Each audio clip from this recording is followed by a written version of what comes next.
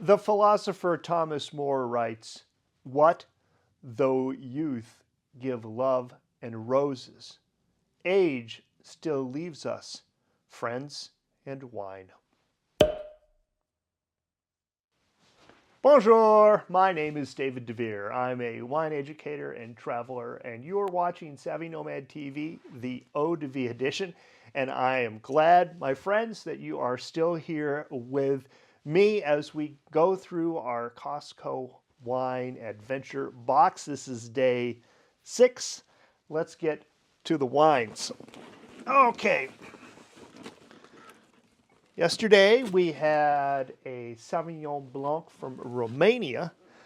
I think we're due to keep the balance. We're still due for another white. Here's 6 down here.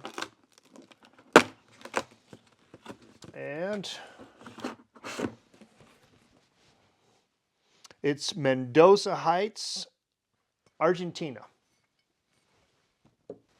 One of the challenges in learning about wine is not just tasting it and starting to learn the appreciation for the flavors and the styles that wine are made in, but also learning the grape varieties.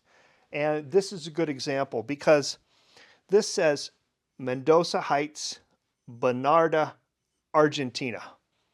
Okay, I know where Mendoza is. I know where Argentina is, but I've never heard of Bonarda before. Now, I know that the Argentinians are famous for their red Malbecs. There's no white Malbecs, but this is a red wine. So you'd think, well, if it just said Argentina on it, I would almost assume that it would be Malbec, but it isn't. It's Bonarda. So I turned to my reference book, Wine Grapes, and this book has no equal in the world. If you want to know the names of all the commercial grape varieties and their aliases, because they have so many. For example, in Argentina, Malbec is not known as Malbec in France, where it's from. It's known as Cot in France. The French don't use the word Malbec for that grape. So you look up Bonarda in here, and what do you get? You get Douce Noir. Oh, interesting. So this book goes on to say that Douce Noir, which in Argentina is called Bonarda, is a grape from the Alpine regions in southern France. It probably was grown also in Italy, and in the early 1800s, late 1700s, it was very popularly grown there. However, now only about 5 acres are left in all of France. And this is a grape that grew up and evolved in France. But it somehow, sometime, some way, this grape migrated to Argentina. And in Argentina, they grow about 46,000 acres of it. So we're talking a sizable chunk of land is dedicated to a French grape variety that the French have almost completely abandoned. I think that's pretty interesting. I've never had a Bonarda before. I don't know what to expect from it. Wow, I mean, neat. That's why we do this wine adventure. They went and found this wackadoodle grape variety from Argentina, and now we get to try it. So, without further ado, let's open the bottle. I think it's interesting when winemakers take risks on odd or not well represented grape varieties.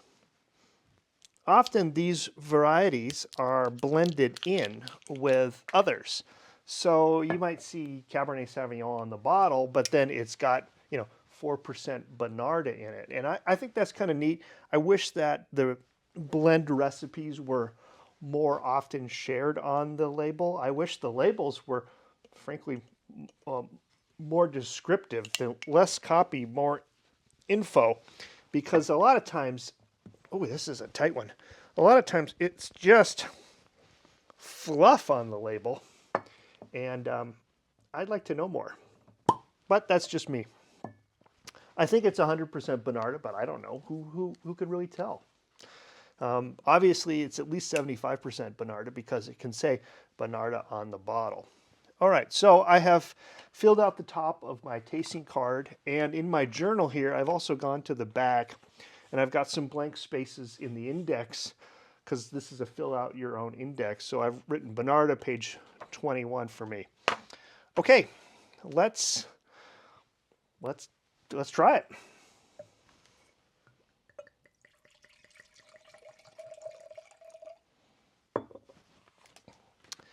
First thing we do is we look at it. It is kind of foamy. It's a dark ruby garnet red color. Let's see, I'm going to say it's more red. Looking at my little color scheme here, it looks more red to me than garnet or ruby. So I will circle red. And now let's swirl it up and see what we get.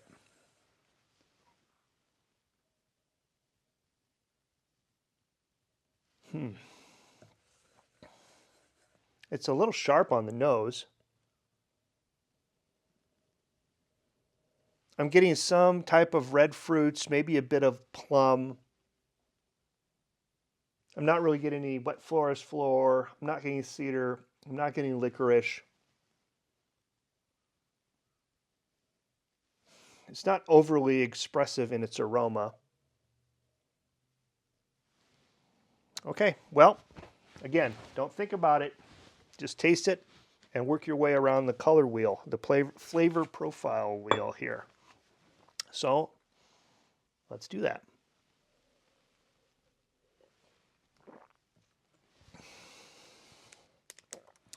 Okay.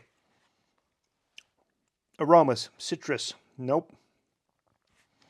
Red berries, nope, not much.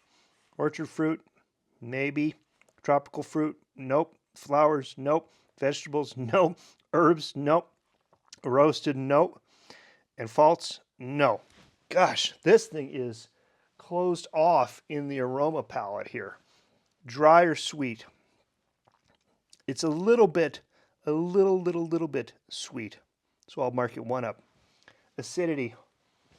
It's not really that acid. It's not, I'm not really, my mouth is watering a little bit, but not a lot. So I'll go slight. Tannin, slightly grippy, but not really. And tannins, the reason a heavy tannic wine feels drying on your mouth is what happens is the little tannin molecules come in and they attach to your saliva molecules and they knock them off your mouth. And now you're noticing a non-lubricated mouth. Your tongue is banging around, your gums are grippy, and you're noticing that without lubrication. That's what tannins are. It's why people think it's a drying sensation, because it is, but it's not because absence of sweetness, is because you don't have the lubrication anymore. Anyway, the tannins are low, so I'll go slight. The alcohol is not particularly noticeable. It doesn't burn. I don't get it in my throat, so that's slight. I'll come back to preference in a minute. Let's taste it again for body.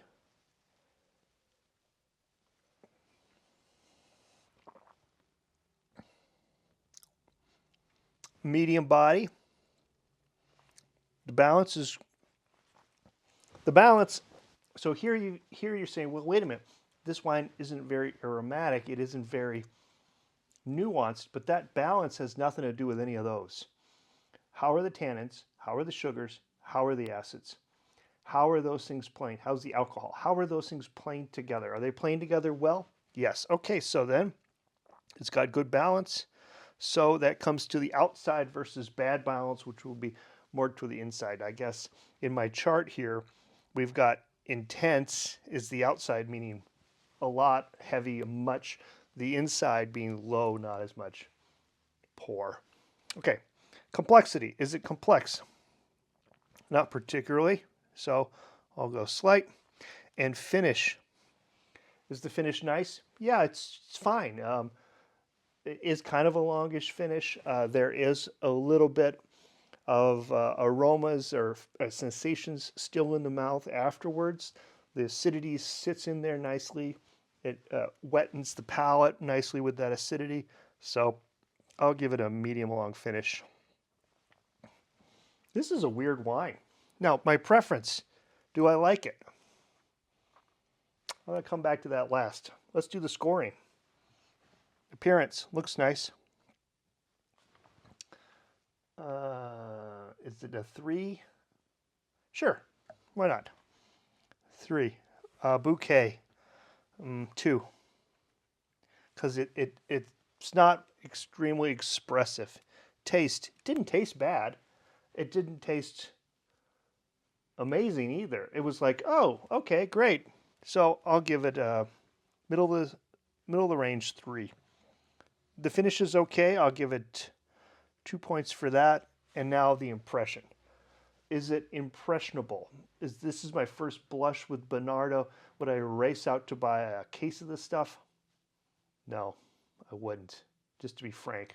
Let's come up with a solution on how to come up with impression. Would I go buy more of it given the chance? No, I wouldn't. So the impression is a 1. So then consequently my preference is slight. Interesting. All right, I'm going to go do my math. Okay, here is my final score for our Mendoza Heights Bonarda. Right here, I gave it 11 points. That sits right at the top end of commercially okay. Well, to be honest, I've never had a Bonarda before, so I don't know if this is a poor version, a great version, an excellent version, a commercially okay version, but based upon my little chart here, 11 points, that's where it sits, commercially okay.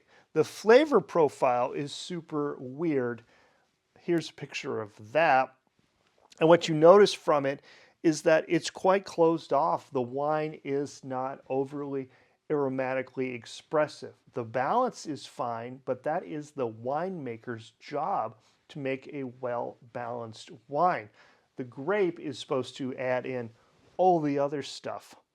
That's why a red blend is a little bit easier to make because you can use different grapes to help bolster a weak grape. Here, with one, I guess I just said it, weak grape, we don't get a lot of aromatics out of it. Now maybe it'll open up in the glass and become more expressive, but I'm doing this, I mean, you're watching me live, open it up and taste it and smell it, and it just didn't smell like very much. Hence, the weird shape. Okay, well, that's all I have for you today. If you've enjoyed this episode, please give me a thumbs up. If you're new here, please consider subscribing. And leave me a comment. We're a quarter of the way through the wine box now. Are you using the new tasting card? Are your flavor profiles at all similar to what I'm finding? And are you finding this helpful and useful in your own wine tasting? If you are, leave me a comment down below or head over to Facebook and go to the Savvy Nomad webpage or Savvy Nomad page. And there you could post a picture of your tasting card if you want and show me what your flavor profiles look like. And we can start a discussion over there. I think that would be interesting because this is my own idea and I don't know if it's very useful for people, and hopefully it is. I think it's neat to make tasting notes in a journal like this. Are you finding it useful? I guess that's what I want to know. Okay, that's all I've got. I'll see you tomorrow for day 7. And until then, I say à tout à l'heure and cheers. Hello. Ooh, kind of looks like party time wine. Bonarda, never heard of that. That's a pretty color, dark red. Has some nice fruit smelling. Can't really identify a particular one, but it smells good. Let me taste.